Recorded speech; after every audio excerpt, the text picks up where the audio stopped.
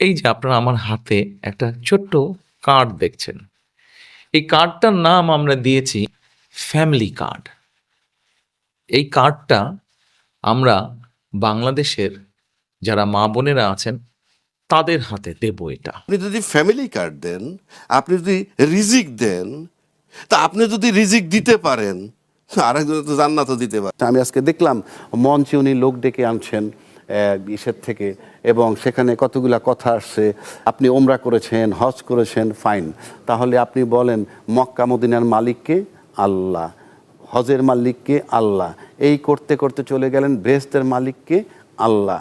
প্রশ্ন হচ্ছে, যেটা আল্লাহর দেওয়ার দিতে পারে সেটা মানুষে দিতে পারে না। পাশাপাশি আরেকটা কথা আছে, রিজিকের মালিক আল্লাহ। রিজিকের সাথে কিন্তু আমার খাবার দাবার এবং টাকার সম্পর্ক। আপনি যদি ওইভাবে বিবেচনা করেন, তাহলে আপনাকে বিবেচনায় নিতে হবে যে কেউ যদি বলে যে আপনি তাকে ভোট দিলে বেহেশত পাবেন, এটা হলো আখেরাত দেওয়া। আর আপনি যদি বলেন যে আমি ফ্যামিলি কার্ড দিব, কিংবা কৃষি কার্ড দিব, কিংবা হেলথ কার্ড দিব, এটা কিন্তু জগৎ দেওয়া, রিজিক দেওয়া। তাহলে কেউ দিচ্ছে রিজিক, আর কেউ দিচ্ছেন দুনিয়া, কেউ দিতেছেন আখেরাত। এটা তো ভাই রাজনীতি হতে পারে না। রাজনীতি হতে হলে হবে আমার আদর্শ কি, আমি করব কি, আমার অর্থনীতি কি, আমার রাষ্ট্রনীতি কি, আমার ফরেন পলিসি কি, এইটা হবে। এগুলো তো আমার ইন্টারনাল ম্যানেজারিয়াল জব।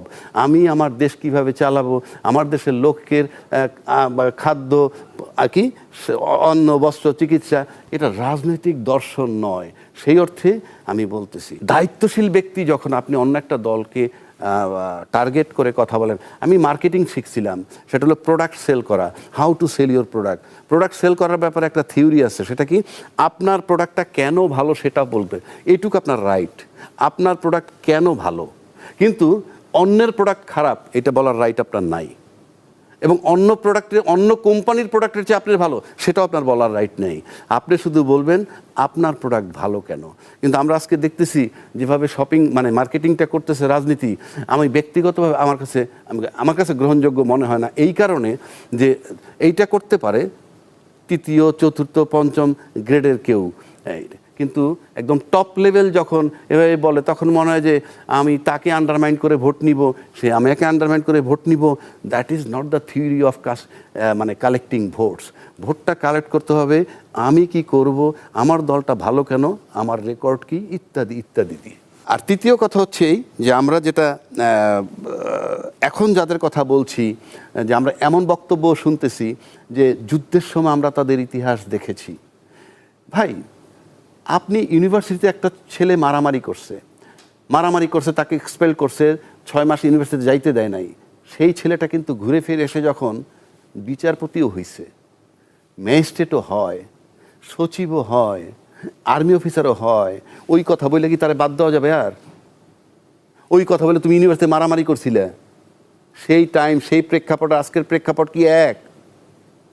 আপনি যদি আমাকে ব্যবহার করতে পারেন, আপনি আমার সাথে ফ্রেন্ডশিপ করে আমাকে নিয়ে গেলেন, নিয়ে বললেন আমার সাথে থাকো, আসো, জোটে আসো, এবং আমি ক্ষমতায় গেলাম, আমাকে মন্ত্রী বানাইলেন, তখন আপনি আমার কাছ থেকে শুধুই ঘ্রাণ পান।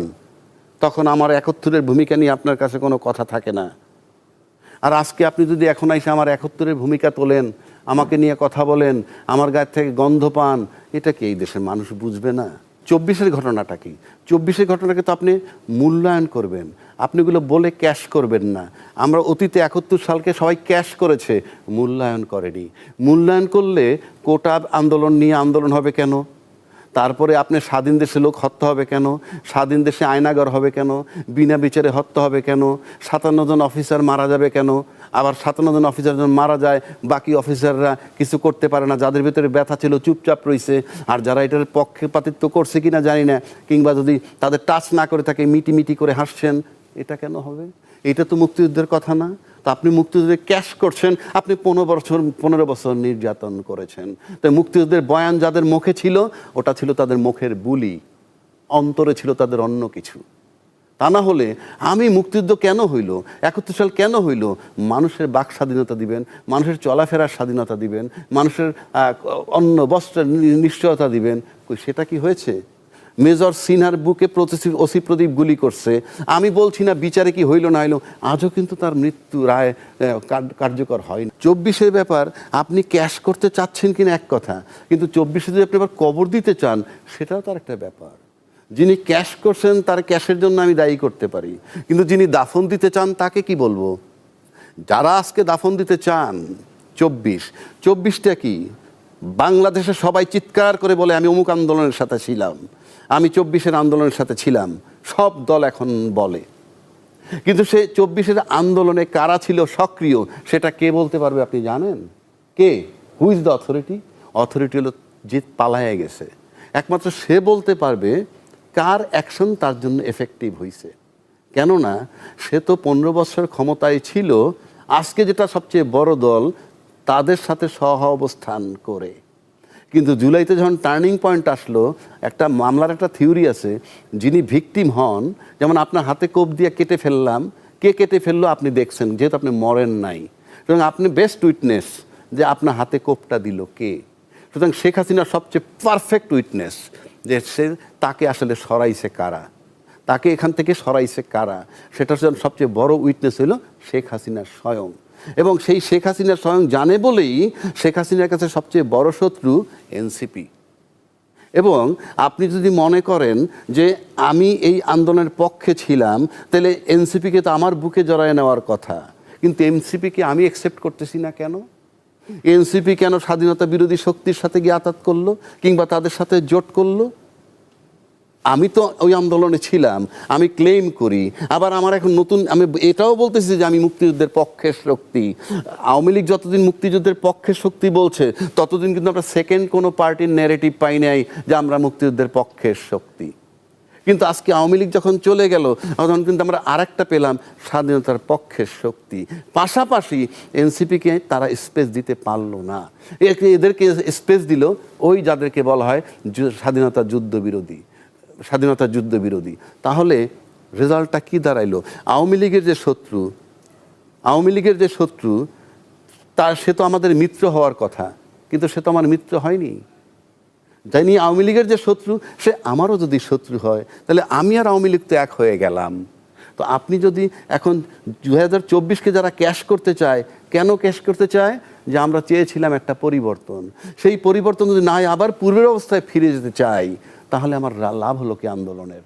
সে কারণে আপনি ওই 24-টা যদি কেউ ক্যাশ করতে চায় যে আমরা নতুন বন্দোবস্ত চাই, তা নতুন বন্দোবস্ত চাওয়াটাকে যদি আপনি অ্যালাউ না করেন, যারা অ্যালাউ করবে না তারা ওদেরকে কবর দিতে হবে, তাদের আন্দোলনকে কবর দিতে হবে। সুতরাং ওরা যদি 24-এ যারা ক্যাশ করে বেনিফিটেড হলে সেটা এক হিসাব, কিন্তু যারা কবর দিতে চায়।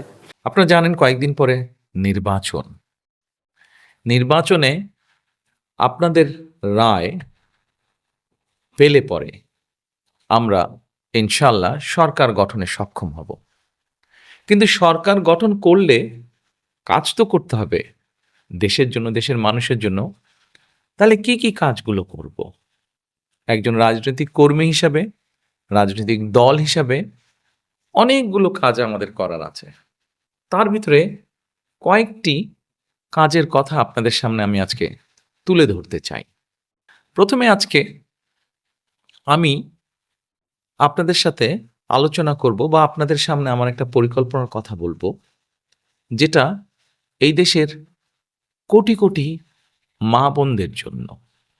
সেটা হচ্ছে এই যে আপনারা আমার হাতে একটা ছোট্ট কার্ড দেখছেন, এই কার্ডটার নাম আমরা দিয়েছি ফ্যামিলি কার্ড। এই কার্ডটা আমরা বাংলাদেশের যারা মা বোনেরা আছেন তাদের হাতে দেব। এটা এখন হয়তো কেউ কেউ বলতে পারেন, আমরা কি সকল মা বোনের কাছে এই ফ্যামিলি কার্ডটা পৌঁছে দিব? না, সেভাবে করছি না, করছি তবে একটু অন্যভাবে। বাংলাদেশে আমরা যদি পরিবার হিসেবে দেখি, 4 কোটি পরিবার আছে বাংলাদেশে। 70% মতন গ্রামে থাকেন, 30% মতন পরিবার শহর অঞ্চলগুলোতে থাকেন। আমরা কাজটি শুরু করব পরিবার ভিত্তিক। প্রথমে গ্রাম থেকেই শুরু করব, শহরেরও কিছু কিছু অংশ নেব। যেই শহরের যেই অংশগুলোতে সাধারণত দরিদ্র নিম্নবিত্ত, নিম্ন মধ্যবিত্ত মানুষ পরিবারগুলো থাকেন, সেই পরিবারগুলোকে দিয়ে। এখন আসেন আপনাদেরকে বলি কাদেরকে দেব। ধরুন আপনি একজন গৃহিণী, আপনি একজন মা, আপনার পরিবারের সদস্য সংখ্যা হয়তো ৫ বা ৬। আপনি যদি মা বা গৃহিণী হয়ে থাকেন, তখন আপনার কাছে আমরা পৌঁছবো এবং পৌঁছে আপনার কাছে এইরকম একটি ফ্যামিলি কার্ড নামে একটি কার্ড দিব। এই কার্ডটির মধ্যে আপনার নাম থাকবে, এই কার্ডটির মধ্যে একটি নাম্বার থাকবে, এই কার্ডটির মধ্যে মেয়াদ থাকবে এবং এই কার্ডটির মধ্যে স্ক্যানিং করার মতন একটা দাগ থাকবে অনেকগুলো। এখন আপনি হয়তো জিজ্ঞেস করতে পারেন যে এই যে ৪ কোটি পরিবার বললাম, একবারে সব ৪ কোটি পরিবারকে দেব? ৪ কোটি পরিবারকে হয়তো আমরা একবারে সব দিতে পারবো না। আমরা ধীরে ধীরে পরিবারগুলোর কাছে যাব। তবে আমাদের চেষ্টা থাকবে সকল পরিবারের কাছে পৌঁছানোর। এখন আসেন, এই ফ্যামিলি কার্ড তো দিলাম, কিন্তু লাভটা কি হলো তাহলে আপনার? লাভটা হচ্ছে এইরকম, এই ফ্যামিলি কার্ডের মাধ্যমে আমরা প্রতি মাসে আপনার কাছে, অর্থাৎ আপনি যেই মা বা যে গৃহিণী আপনি, আপনার কাছে আমরা প্রতি মাসে ২ থেকে ২,৫০০ টাকা হয় নগদ অথবা আপনার পরিবারের যে প্রয়োজনীয় খাদ্য সামগ্রী, ৫ জনের পরিবার হিসাব ধরে প্রয়োজনীয় যে খাদ্য সামগ্রী, এরকম কতগুলা খাদ্য সামগ্রী আমরা আপনার কাছে পৌঁছে দিব। তাহলে কি হয়? ধরেন আপনার পরিবারের যে ৫ জন বা ৬ জন ম্যাক্সিমাম, এই পরিবারের ধরেন মাসিক খাবার বা বাজার খরচ, একদম খুব প্রয়োজনীয় বাজার খরচ হয়তো মাসে ৫,৬ হাজার টাকা। এখন আপনাকে যদি সরকার থেকে প্রতি মাসে ২ থেকে ২,৫০০ টাকা দেওয়া হয়, অথবা ২ থেকে ২,৫০০ টাকার সমপরিমাণ মূল্য প্রয়োজনীয় খাদ্য সামগ্রী আমরা সরকার থেকে যদি আপনাকে দিতে পারি, তাহলে এই মুহূর্তে আপনার পরিবারে যে ২ থেকে ২,৫০০ টাকা খরচ হচ্ছে, যেটি এখন আপনি নিজে থেকে খরচ করছেন, এটির একটি সাপোর্ট আপনি পেলেন, এটির একটি সহযোগিতা আপনি পেলেন। ফলে বা যে অর্থ খরচ হচ্ছে ওটা কিনতে, সেই টাকাটি আপনি আস্তে আস্তে জমাতে শুরু করতে পারলেন। এখন জমিয়ে তো নিশ্চয়ই রাখবেন না। আমরা মনে করি আমাদের মা এই অর্থটা যদি, সহযোগিতাটা যদি পান তারা, তাহলে এই অর্থটি আপনি খরচ করবেন প্রথমেই একজন মা তার সন্তানের স্বাস্থ্যের জন্য খরচ করবেন, যাতে সন্তানটি একটু ভালো খেতে পারে। সন্তানদের লেখাপড়ার পিছনে আপনি খরচ করবেন যেন আপনার সন্তান একটু ভালো লেখাপড়া করতে পারে। তারপরে যদি আপনি সেখান থেকে সাশ্রয় করতে পারেন, সেখানে আপনি কি করবেন? নিশ্চয়ই আপনি যদি গ্রামে থাকেন অথবা শহরে থাকেন, যেখানে থাকেন, নিশ্চয়ই আপনি খোঁজে নেবেন যে ছোট্ট কোনো বিনিয়োগ যদি আপনি করতে পারেন, যেখান থেকে আপনার সংসারের একটা ছোট্ট হলেও একটা এক্সট্রা, একটা অতিরিক্ত একটা আয় আপনার কাছে আসবে, যেটি দিয়ে আপনি আপনার সংসারের কাজে ব্যবহার করতে পারবেন। প্রিয় মা বোনেরা, আমরা চাই এই ফ্যামিলি কার্ডটির মাধ্যমে একটি একটি করে পরিবার, সারা বাংলাদেশে যে ৪ কোটি পরিবার আছে, এই পরিবারগুলোর যারা দরিদ্র, অতি দরিদ্র, নিম্নবিত্ত, নিম্ন মধ্যবিত্ত, প্রথমে এই পরিবারগুলোকে এই সহযোগিতাগুলো পৌঁছে দেওয়া, যার ফলে তারা আস্তে আস্তে করে তারা অর্থনৈতিক